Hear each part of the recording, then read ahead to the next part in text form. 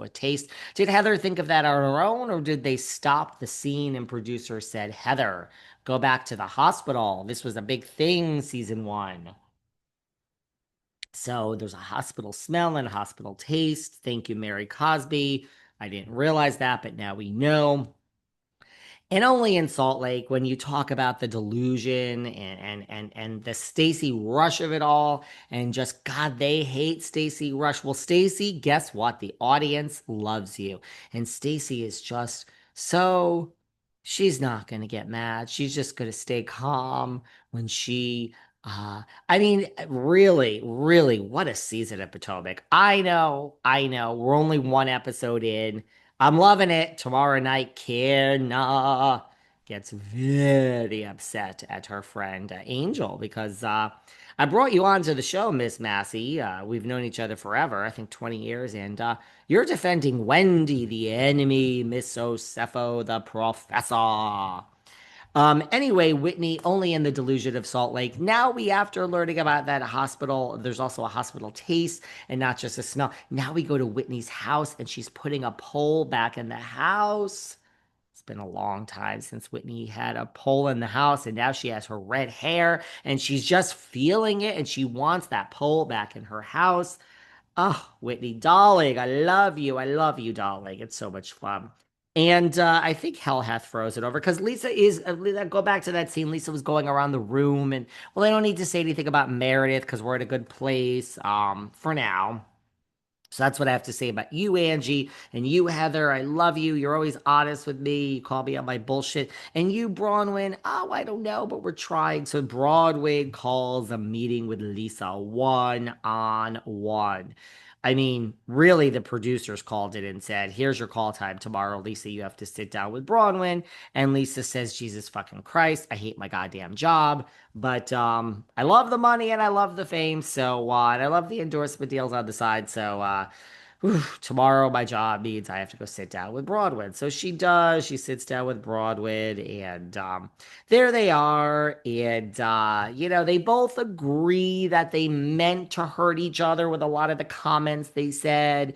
And I love this Bronwyn because she's not afraid. She's sticking up to Lisa and she's like, well, I said John Barlow seems stressed out, and you said that I suck dick for clothes. So I don't know, Lisa. Like, I know you think you said some things to hurt me, and I said things to hurt you. And then we both said some things that, like, we didn't really mean. By the way, you also basically said that I faked a miscarriage last year at the reunion. And now you're talking about my daughter, Gwen, and you kind of that implies you were looking into my family and doing some research. So all of that stuff wasn't really nice. And you also said I suck dick for clothes.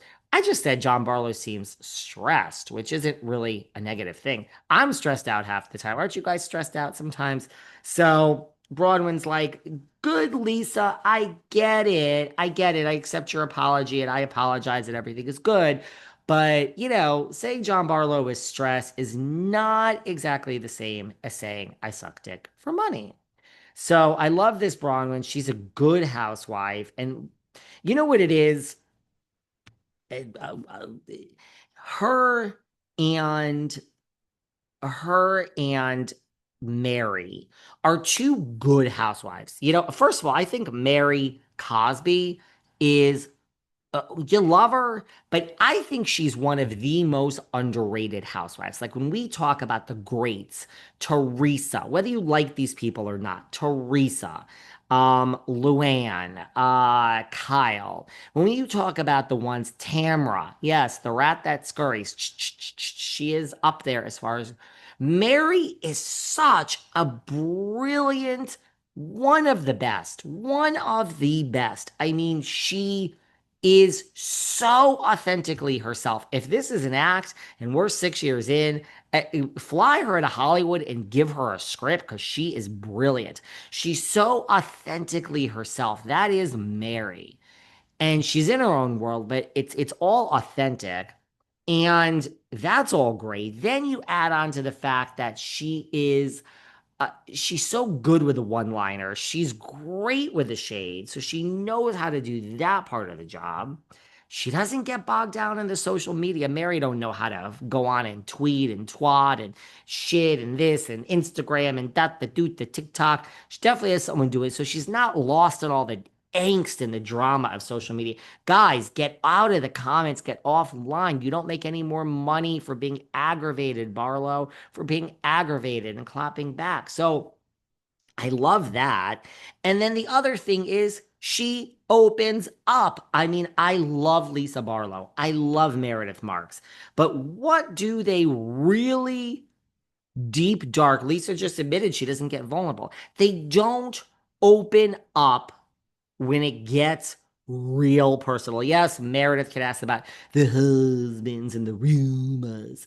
But when it really cuts to like, what are you going through? And, when someone mentions, your sister, your cousin, your whatever it is, she doesn't want to go there. And listen, I get it, Meredith. Oh my God, I get it. I don't want to go there either, people. Everyone thinks I talk about myself all the time. I keep it all close to the vest. Barlow the same way. So, but you guys are getting paid on there for that. So, Mary, this scene in the church with Mary and her cousin, and I love how he's calling her ma'am, and she is showing up with the purple outfit and the purple Birkin.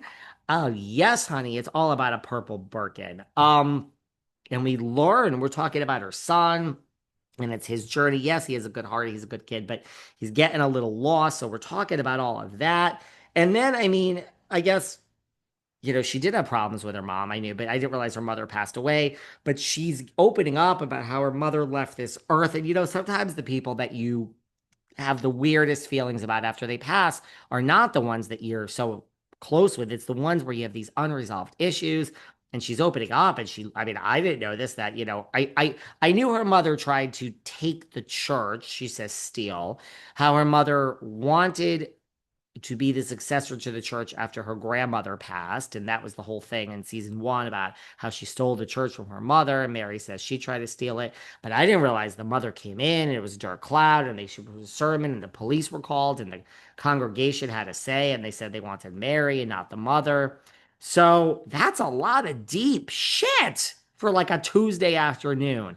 I mean, so Mary is not just delusional in the best way possible, authentic in the best way possible, great with the one-liners, funny, humorous, looks the part, but like, man, she's opening up. And I got it. So she to me is like one of the greats. And then you also have this scene with Bronwyn, this scene that we fast forward between her and her mother, where she's talking about, you basically hid my pregnancy because you were embarrassed. And now we're like, how many years later? And by the way, I was having sex because I have a daughter and you're still embarrassed. You don't want to take any of that back. And Bronwyn is opening up too. She too stands up to Barlow. She doesn't care. It doesn't really seem thirsty to me. This is Bronwyn. She's not afraid of these people. So she has the husband with all the money. She has the money.